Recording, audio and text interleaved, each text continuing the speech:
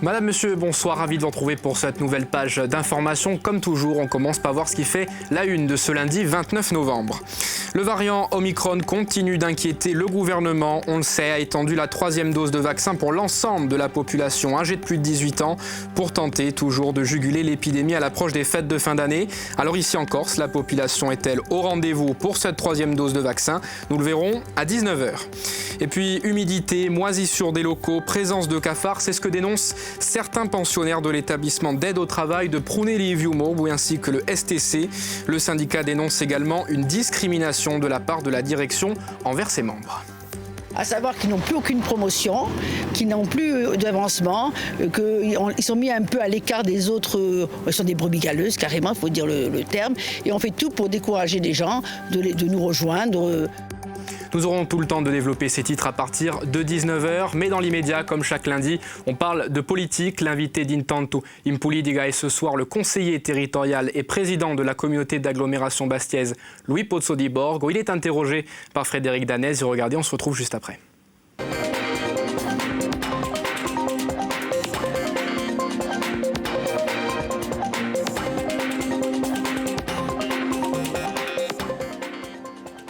Effectivement, sur ce plateau, nous recevons Louis Pozzo di Borgo. Bonsoir à vous. Bonsoir. Nous évoquerons dans quelques instants la communauté de l'agglomération de Bastia que vous présidez depuis quasiment 1 an et demi.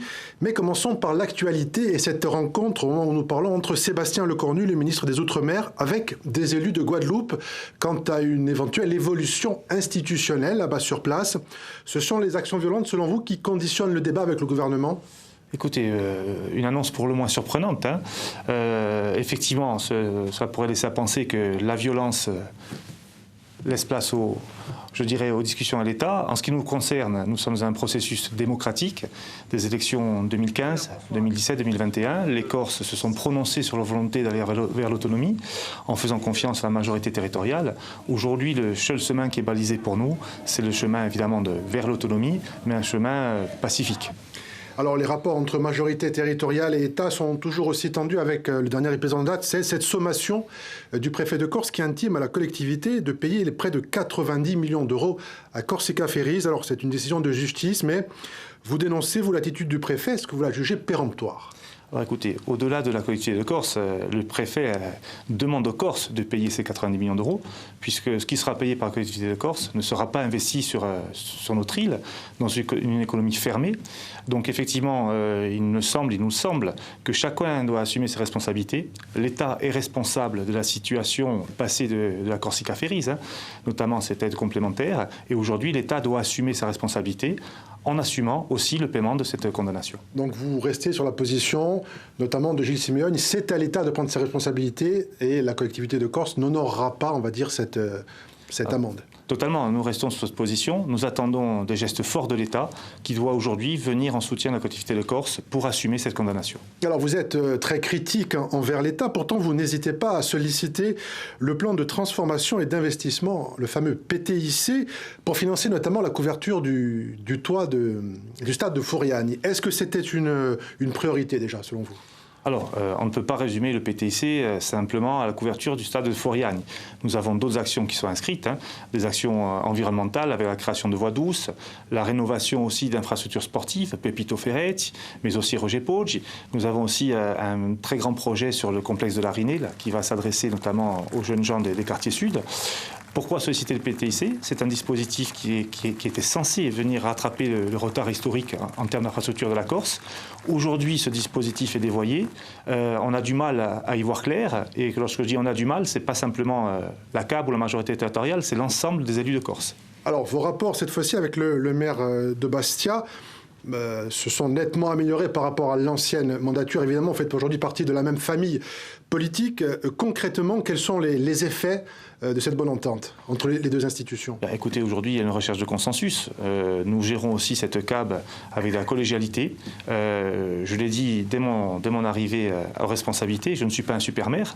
Je suis là pour faire tourner l'institution CAB, qui doit avoir un rôle économique en tenant compte des attentes des différentes communes. Il y a Bastia certes, mais il y a 4 autres communes aussi. Je suis à l'écoute de chacun des maires.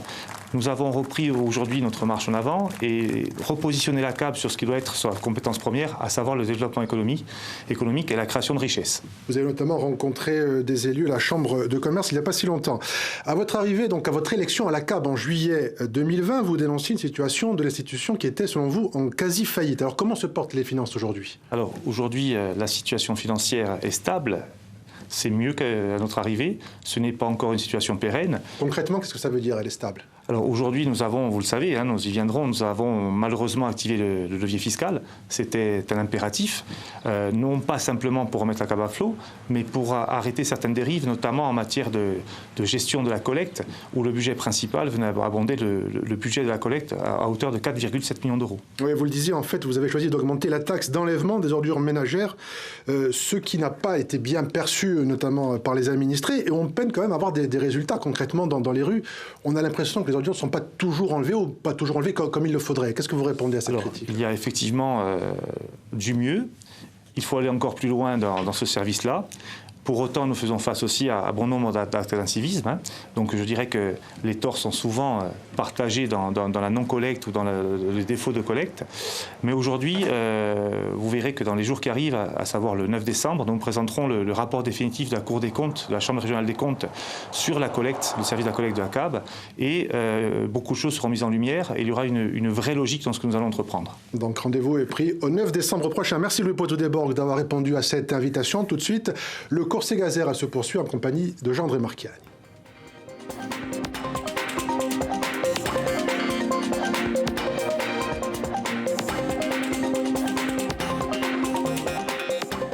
Et vous avez remarqué l'apparition d'un mauvais patronyme. Il s'agissait évidemment de Louis Poteau-Desborgues. Il est maintenant 19h, l'heure de votre Corse-Gazer.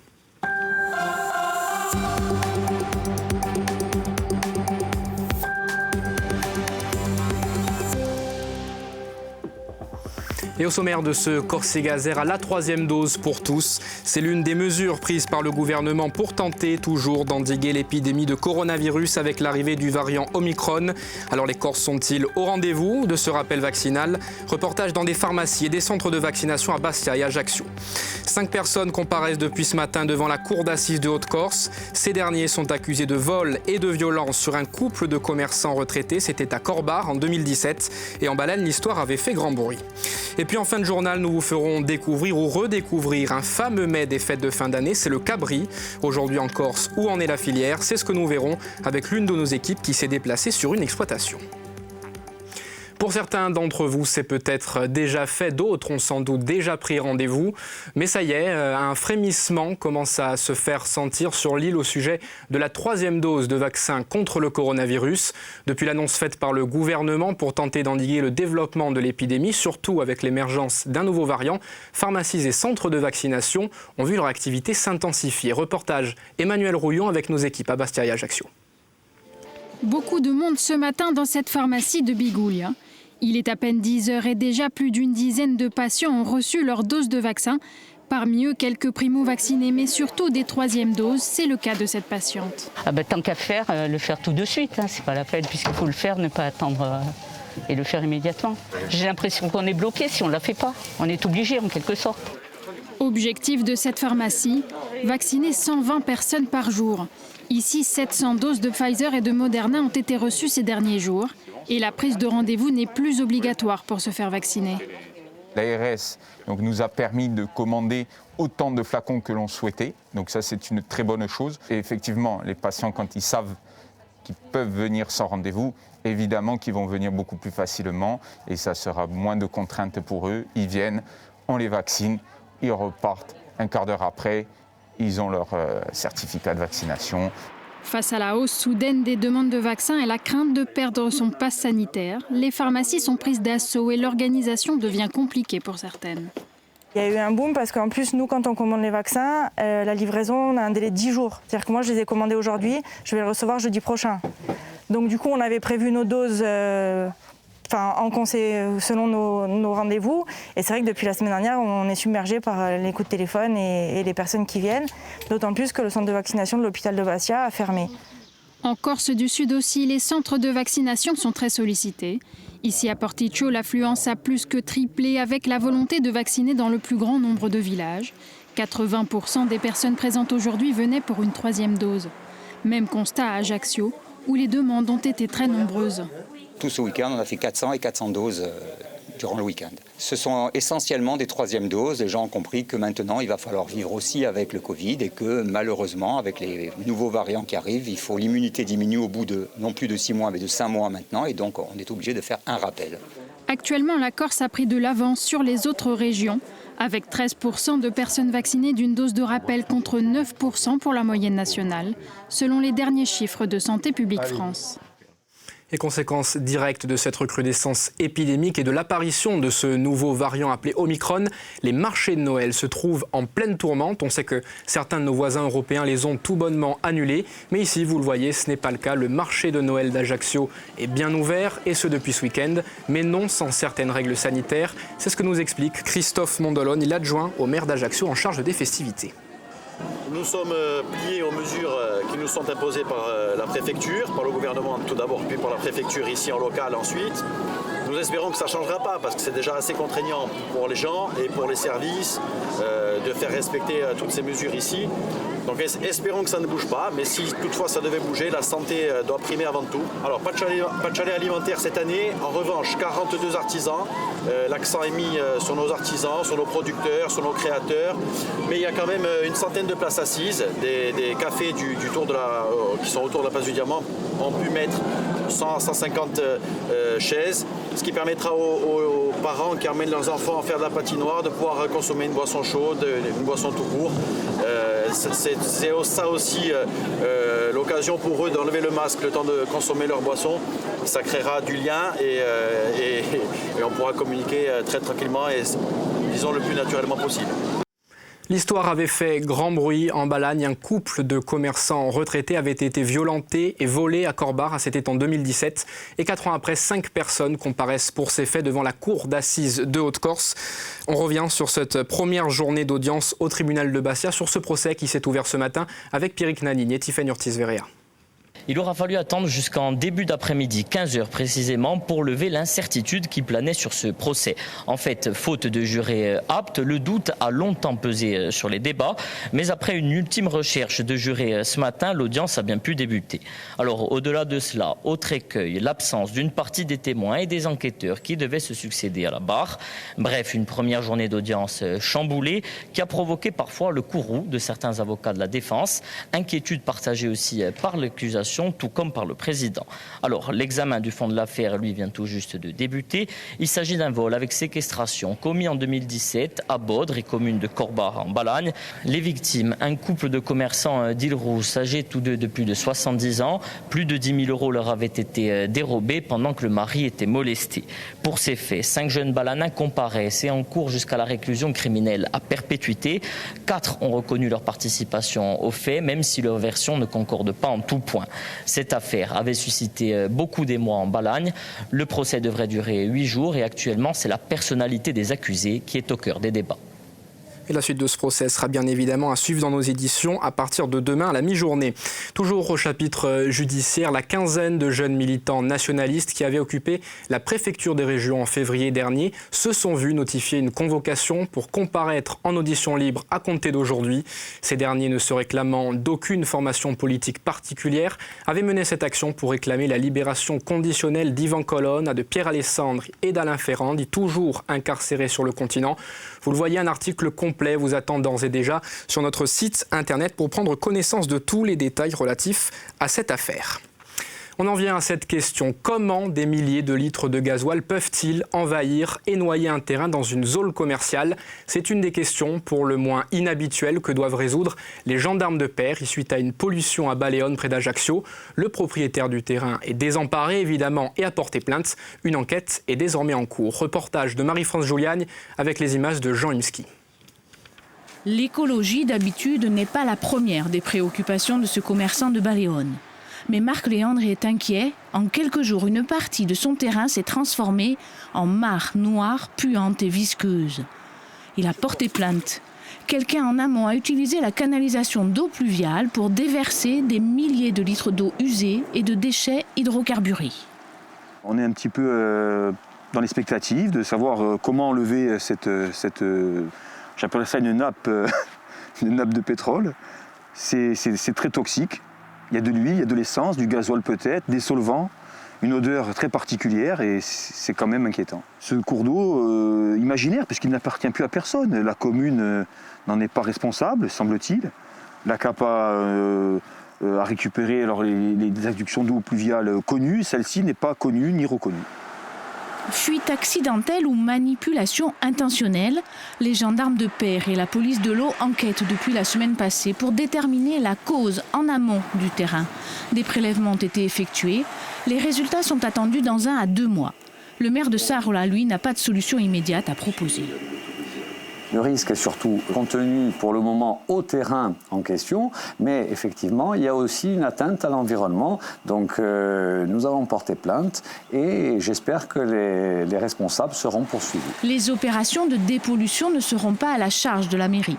Les enquêteurs ont commencé à étudier le réseau de ruissellement pluvial qui, c'est étonnant dans une telle zone d'activité, serait privé. Sur le terrain, personne n'intervient. Alors pour l'instant, dans l'urgence, un seul remède, boucher la sortie de canalisation. On n'a pas d'autre solution pour arrêter, je dirais, ce désastre. On a l'adduction d'eau qui a été posée sans aucune autorisation il y a déjà quelques années, exactement, je ne sais plus.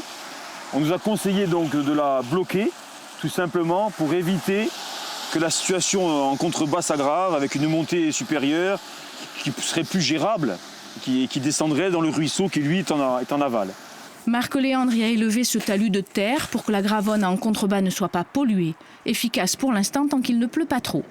2 ans d'emprisonnement et 75 000 € d'amende, c'est ce qui est prévu dans le Code de l'environnement pour l'entreprise qui a rejeté des substances toxiques dans les eaux superficielles.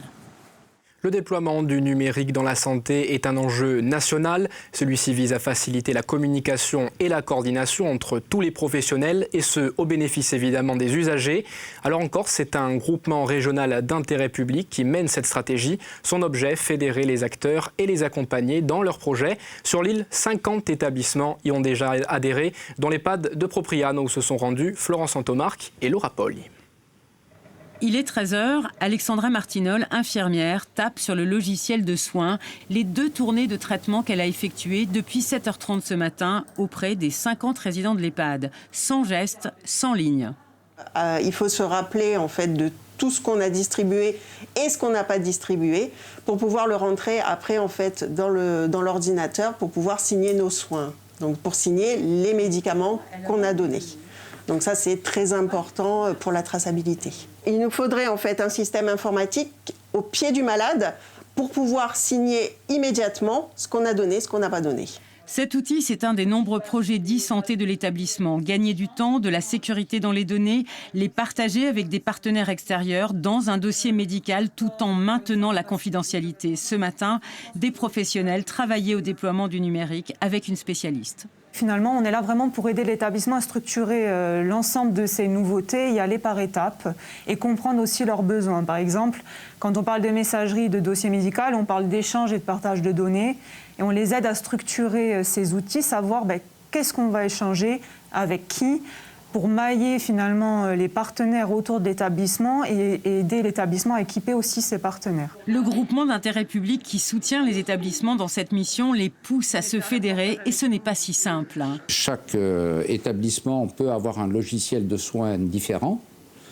Donc c'est-à-dire qu'il faudrait presque abandonner le logiciel que nous avons actuellement, je dirais, pour passer sur un autre logiciel. Sauf que c'est très lourd. Changer de logiciel, ça a un coût élevé.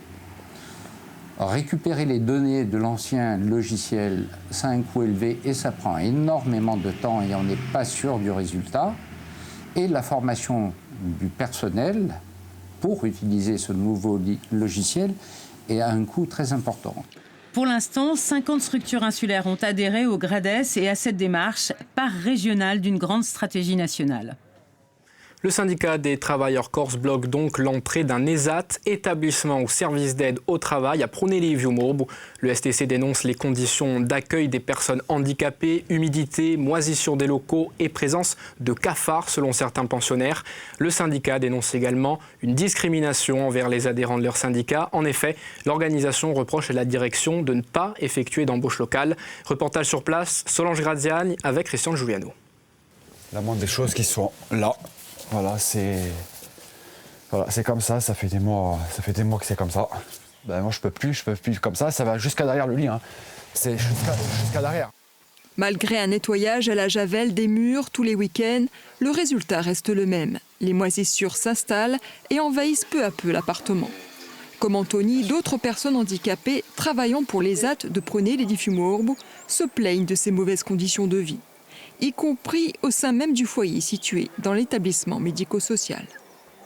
Les chambres sont refaites à neuf, mais il y a des infiltrations. On a beau mettre le chauffage, la nuit on a froid, on n'en peut plus. Au niveau des salles de bain, on a les plafonds qui nous tombent sur la tête.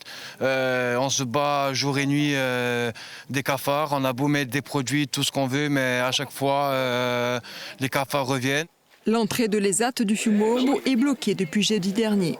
Toutes les activités commerciales telles que le jardinage ou de nettoyage effectuées à l'extérieur par les personnes handicapées sont interrompues. Par ce biais, le STC veut dénoncer l'insalubrité des lieux, mais aussi faire entendre la voix de leurs adhérents et salariés de l'établissement. À savoir qu'ils n'ont plus aucune promotion, qu'ils n'ont plus d'avancement, qu'ils sont mis un peu à l'écart des autres, ils sont des brebis galeuses carrément, il faut dire le terme, et on fait tout pour décourager les gens de nous rejoindre. C'est la PAGE, l'association pour adultes et jeunes handicapés basée à Paris, qui gère les ZAT de Prunelli-Viumurbu. Mais les locaux, eux, appartiennent à la commune. Même si les travaux de rafraîchissement ont été effectués, les bâtiments construits il y a 37 ans restent vétustes. Un projet de reconstruction a été présenté par la mairie et la PAGE à la collectivité de Corse pour être validé.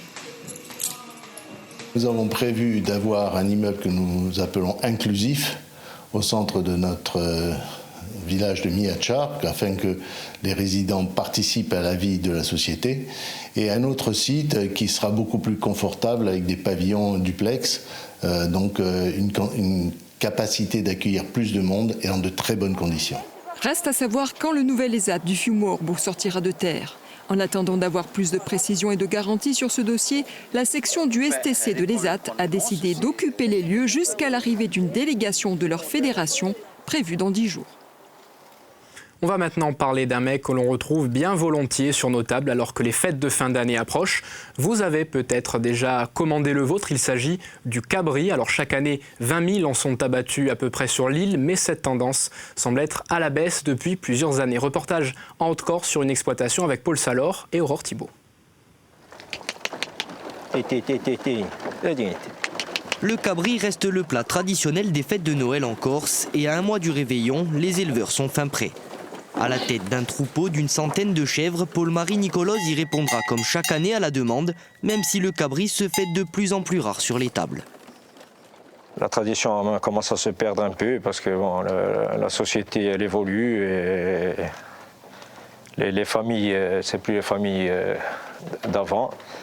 Et ça fait que bon, c'est un peu plus compliqué pour trouver à les vendre. Même constat dans cette boucherie de la région bastiaise. Si le cabri reste un incontournable des fêtes de fin d'année, d'autres habitudes s'installent peu à peu. Aujourd'hui, on est de 15% du total des commandes, oui. Si on revient dans les années, moi, quand mon père a commencé il y a à peu près 40 ans, le cabri représentait 80% de ses commandes. Donc c'est de là qu'on peut constater une large diminution. Après, je pense que les habitudes de consommation ont largement changé, qu'on propose d'autres produits qui n'existaient pas avant. Tout ça a fait que les gens ont peut-être un peu délaissé le cabri. La filière caprine reste l'un des piliers de l'agriculture corse. Sur l'île, on recense 180 éleveurs et 20 000 cabris sont abattus chaque année. Un mode d'élevage que l'Audarc veut protéger grâce à un outil bien précis. Il y a un IGP cabri de lait, cabri tout d'Igours qui est en cours de développement avec différents acteurs de la filière. Donc cet IGP a pour but de protéger un savoir-faire, un produit, parce qu'aujourd'hui il y a une quantité assez importante d'importation de chevreaux du continent. Donc ce label de qualité va permettre une sécurité au niveau du consommateur. L'IGP Capretto-di-Gorzica verra le jour une fois achevée la rédaction du cahier des charges, de quoi favoriser la sauvegarde et le développement de la filière, pilier de la culture pastorale insulaire. En sport à présent, coup de projecteur ce soir sur un tout nouveau club de judo. Ça se passe du côté de Coro, près d'Ajaccio. Installé à l'automne, il sera animé par un double champion du monde. L'occasion aussi, évidemment, de redynamiser la commune et la micro-région. Le reportage de Xavier Pierlovise avec les images de Marion Fiam. Essaye de le mettre sur le dos et de l'immobiliser. Très bien. La salle s'agite, les gestes sont hésitants, parfois trébuchants. Rien d'insolite et pour cause. Les jeunes judokas inaugurent la première séance d'entraînement d'un tout nouveau club. C'est à Coro, dans la proche périphérie ajaxienne, que la structure a vu le jour. Son créateur, c'est lui, Dominique Béovard, double champion du monde de Jiu-Jitsu. Celles-là sont plus loin. L'idée a fleuri comme ça.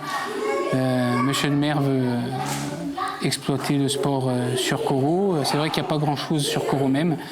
Donc il en a profité que je sois diplômé pour qu'on puisse monter cette structure. Nous avions réfléchi pour créer sur la commune des activités sportives que n'ont pas peut-être d'autres communes avoisinantes. Donc le fait de nous avoir proposé de créer un club de judo, ça nous a encouragés dans la démarche de soutien. On se met dans les verres. Une offre sportive supplémentaire sur la commune, forcément la nouvelle a été accueillie avec enthousiasme. Mieux, c'est toute une micro-région qui va en bénéficier, des plus grands aux plus petits. Ici, tout le monde aura sa place. Ça nous permet de faire une activité à notre enfant et qu'elle puisse se dépenser, profiter avec d'autres jeunes de son âge, mais aussi un petit peu plus grands. Je suis très contente que ce soit en plus avec Doumé. C'est un champion, on a de la chance de l'avoir, donc j'espère qu'il évoluera dans ce domaine. Hop, il me fait tomber. On l'a compris, la formation des jeunes constituera l'axe prioritaire, mais pas seulement. Comme la plupart des clubs insulaires, Coro Judo compte bien s'insérer dans le programme de développement sportif défini par la Ligue régionale. J'arrive.